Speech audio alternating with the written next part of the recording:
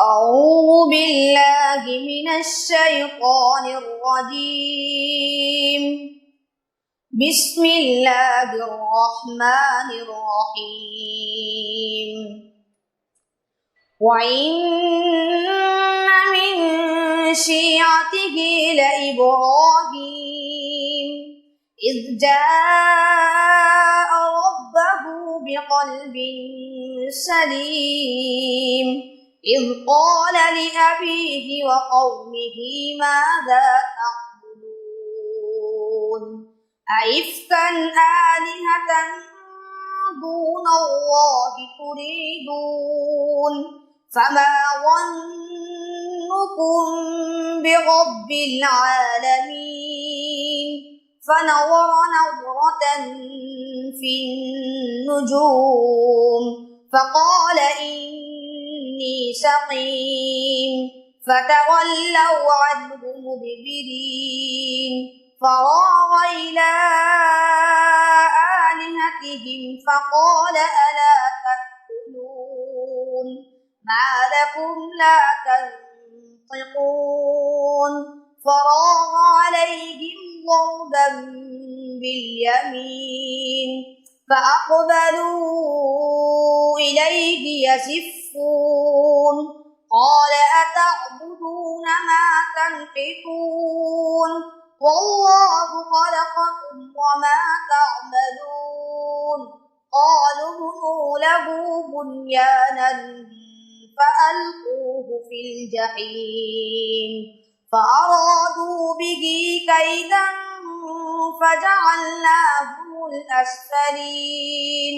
وقال إني ذاهب إلى ربي سيهدين رب هب لي من الصالحين فبشرناه بغلام حليم فلما بلغ معه السعي قال يا بني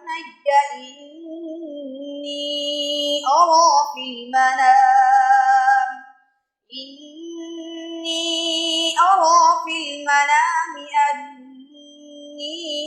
أذبحك فانظر ماذا ترى قال يا أبت افعل ما تؤمر ستجدني إن شاء الله من الصابرين فلما أسلما وتله للجبين وناديناه أن يا إبراهيم قد صدقت الرؤيا إنا كذلك نجزي المحسنين إن هذا لهو البلاء المبين وفديناه بذبح عظيم وتركنا عليه في الآخرين سلام على إبراهيم كذلك نجزي المحسنين إنه من عبادنا المؤمنين وبشرناه بإسحاق نبيا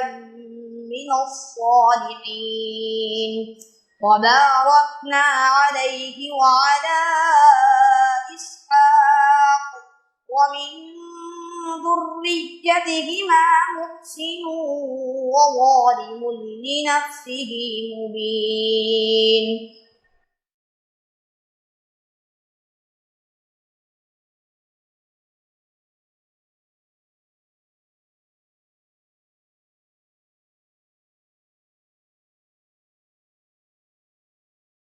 أعوذ بالله من الشيطان الرجيم بسم الله الرحمن الرحيم وذا النون إذ ذهب مغاضبا فظن أن لن نقدر عليه فنادى في الظلمات أن لا إله إلا أنت إني كنت من الظالمين فاستجبنا له ونجيناه من الغم وكذلك ننجي المؤمنين وزكريا إذ نادى ربه رب لا تذرني فردا وأنت خير الوارثين فاستجبنا له ووهبنا له يحيى وأصلحنا له زوجه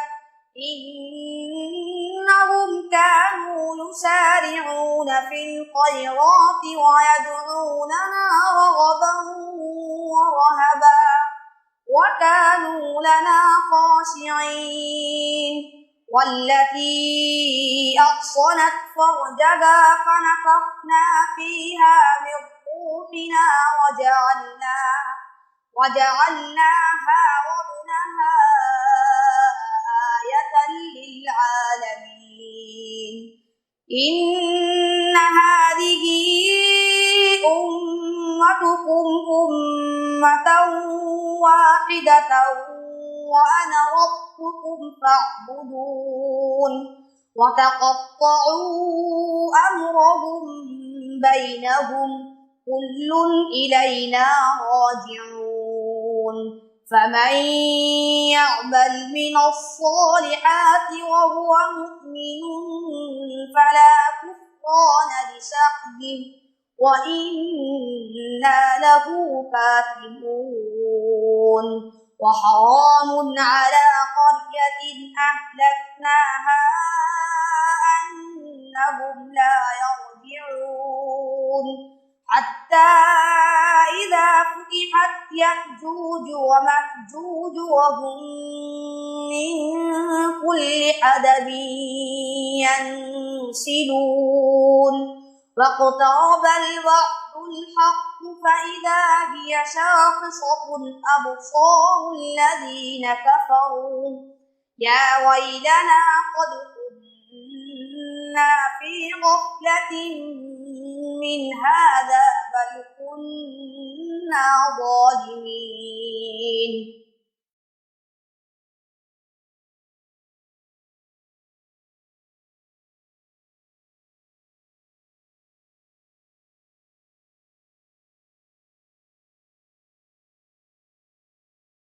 أعوذ بالله من الشيطان الرجيم بسم الله الرحمن الرحيم يقدم قومه يوم القيامة فأوردهم النار وبئس الوعد المورود وأتبعوا في هذه لعنة ويوم القيامة بئس الرفد المرفود ذلك من أنباء